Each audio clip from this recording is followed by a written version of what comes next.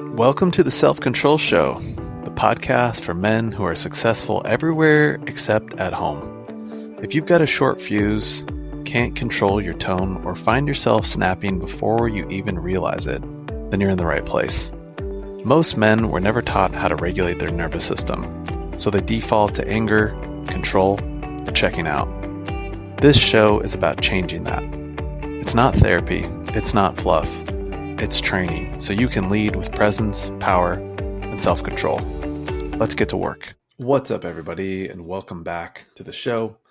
Got a great topic for you today, and today I'm going to talk about how your tone actually turns your kids into people pleasers, right? And this is for dads that basically keep snapping over the little stuff, go 0 to 100, right? And what you don't realize that you're doing is like you're basically teaching your kid to read the room instead of building their own sense of internal self-control. Everybody knows, or has the experience of their kids not listening the first time or the second time or the third time. If you don't know it, right, or maybe without you even thinking about it, you raise your voice, right? And then all of a sudden they move, they do the thing, and you start telling yourself, it's like, man, these kids, they only listen when I snap or when I use that stern tone. And, that's the way that to get respect, right? Kids got to be a little bit afraid of me. And the truth is they're not actually listening. What they're learning to do is to become afraid of what's next. After a while, that actually turns into not being able to focus on what they're doing, right? And what they actually start doing is they start scanning for you, right? Maybe they start glancing at you, looking at the thing that they're doing, glancing at you, looking at the thing they're doing, glancing at you to see if they can tell what's going to happen next, right? And we're going to talk about today basically how those small blow-ups turn into teaching your kid to people please, to keep dad calm, to do what's right and not be yourself, just to avoid explosion, not for the reasons why you think they're doing it. So you might think having an obedient, compliant kid is a cool thing and a nice thing. You might even get compliments from other parents like, oh, your kid, they're so well behaved. To which I would say it's like most kids aren't well behaved. And that's not because you're doing a bad job as a parent. That's because they are a kid and they don't have a prefrontal cortex. So it's literally impossible for them. Here's the deal. What typically happens is we work all day, we get stressed out, and then we finally come home and we're with our family. And what tends to happen is the little thing will set you off. The spilled cereal, the forgotten shoes, soccer gear, baseball gear, jujitsu stuff, right? Or maybe like a little bit of talking back.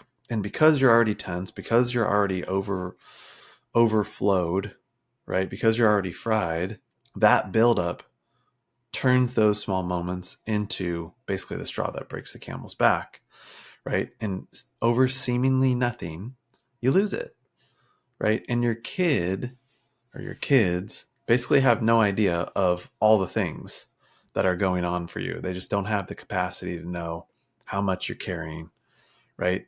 So what they do is they make it about the moment. And they can't really make sense of it because sometimes in those moments where the little thing happens, you don't do anything and there isn't a problem. But then sometimes there is. And that is super confusing for a kid. And then what happens is they start to flinch, right?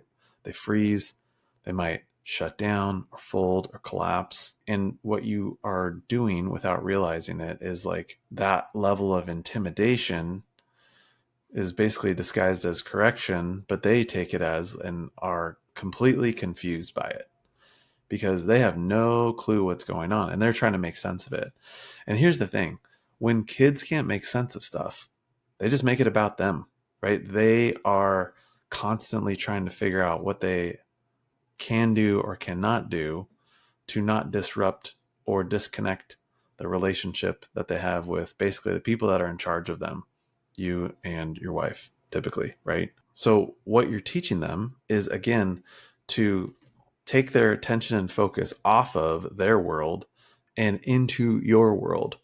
And the more often this happens, the more externalized they become with regards to like checking to see if things are outside of them are okay before they even check to see if they're okay. Basically, they can't figure that out for themselves I mean, a lot of things can happen, but this is a recipe for, people pleasing, for perfectionism, right? If they get everything right and just right, then dad won't blow up, right? If I make sure to do all the things that don't disappoint or upset or frustrate dad, then everything's fine. And what you are doing with your tone and the way that you respond or react is you're wiring their nervous system. What that will do in the future is, like, let's just say it's like the words that they'll say to themselves are like, hey, I'm not safe to mess up here. I better figure out what mood dad's in before I speak. Or can I really share this depending on what dad's mood, right? Because where they'll take that is into a relationship, right? And they'll choose partners, right? Your daughters will choose husbands that treat them like that. That will be normal. So that will be comfortable and that will be familiar.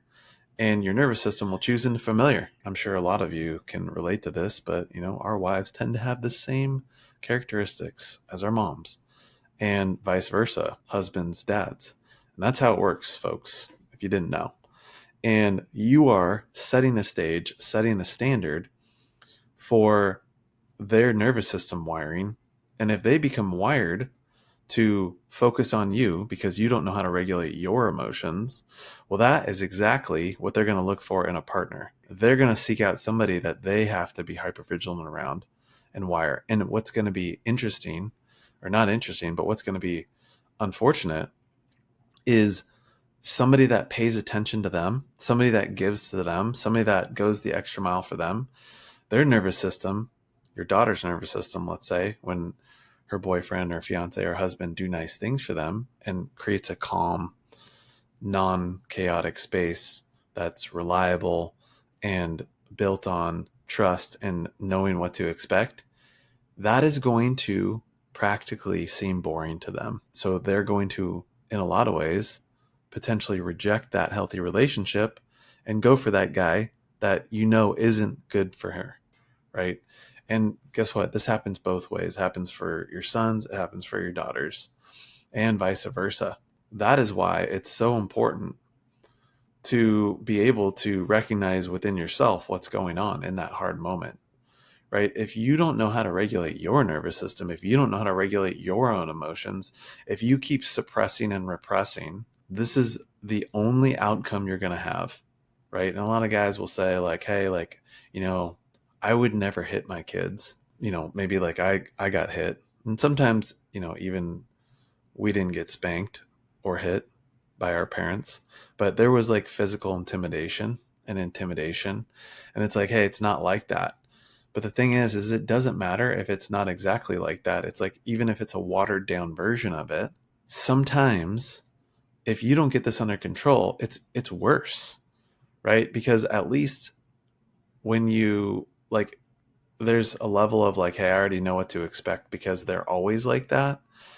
What's really interesting is it's like when you're like that sometimes and then not sometimes, you could see that as like a Jekyll and a Hyde, right? That's even more confusing because sometimes it's good and all of a sudden it's not good and you don't even know why.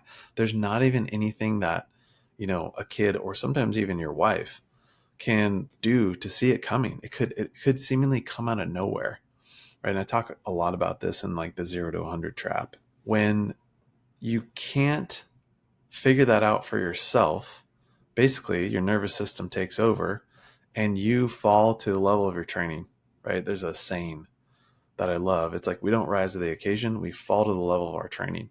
If we don't know how to regulate ourselves, well, like we're basically going to, instead of being a thermostat, we're just going to be a thermometer, right? And how hot we are is how hot we're going to put off to everybody else, as opposed to, hey, if we're having a hard time and we're running hot, we can like bring that down for ourselves, right? And when you're tired and you're triggered and you get tested, when you can regulate yourself, then your tone's not going to take over. Otherwise it will. And here's the thing. Sometimes it's crazy. Like I'll talk to guys and they're like, I need help, right? And I'll tell them what's going on for them and what I see. And they're like, wow, now that I see the problem, right? Now that I see what's going on, guess what? I'm just going to go back and keep doing it by myself, right? So many guys find themselves looking for the book to read, the podcast to listen to, the inspirational quote, right? They'll even say, man, I love your Instagram. Like, it's such a good reminder. And it's like, dude, all my Instagram's doing is big yellow warning lights. Like, hey, this is what's coming if you don't do anything about it. And they're like, yeah, I'm finding myself catching myself quicker. And it's like, cool, man, but you're still doing the thing, right? Listen to a podcast, listen to a book, going back to basics, right? Going to the gym more, all that stuff, right? Is good, but you're dealing with surface level stuff here. Like, you have to be able to learn the actual skills needed to regulate yourself before you get back into wiring your kids' futures. The thing is none of us have training in this unless our parents taught us. Right? They just don't teach you in school. A lot of that is because it's like we didn't know what was really going on. And here's the thing, and here's the hard question that you want to ask yourself. Do you think your kid has to choose between being honest or keeping you calm? Right? Which do you think that they would pick? Right? Do you think that they'd just be honest with you all the time? Or are they worried about like what is going to happen if I tell dad the truth? Right? And if that answer stings, good. Right? This is your wake up call. This doesn't make you a bad dad, but you are responsible for your kids and how they learn and what they are going to expect in the world. And if you don't even know what to expect for yourself, if you have a wife that doesn't know what to expect from you, right, and can't like rest safely in the trust that like you've got your emotions under control, well, you're never going to have that deep connection that you want with your kids, right? Everybody wants to think that, hey, when their kid's back is against the wall, they'll call me. But the truth is, that relationship and that trust is built in the little moments when you lose your cool and you least expect it, right? And if they can't trust that you've got it no matter what, it's like, well, then they're probably not going to call you first on that end of things. And with your wife, like without trust, without emotional safety, without you being able to take responsibility and actually do something about this, well, then what eventually happens is that physical connection starts to fade, right? Because the emotional connection fades, the physical connection fades, and you're left with basically a roommate relationship where a lot of people find themselves. And it all starts with this. It starts with being able to regulate yourself, being more in alignment, being more able to have that self-control and lead by example, not just tell your kids, because that is probably the number one thing. And if we were all to look in the mirror about what we didn't like about our parents and our upbringing, and the hardest lessons to learn were the things that our parents were trying to teach us, at least for me, and they were still doing that same thing, right? That hypocritical lesson. So if you see yourself here, there are no answers in books that you're going to find, right? You got to like get to work, get your hands dirty and get into it and figure this out, right? Or you can let your kids in the next 15, 20 years be the ones to break the cycle. And that's the truth, or the hard truth, if you will. And if this is you, man, this is why I offer, a complimentary call to get to the bottom of it, really help you see what's going on and what's at stake. So if this is you, again, feel free to book a call. Links in the description. And thanks for listening, you guys. Catch you on the next one.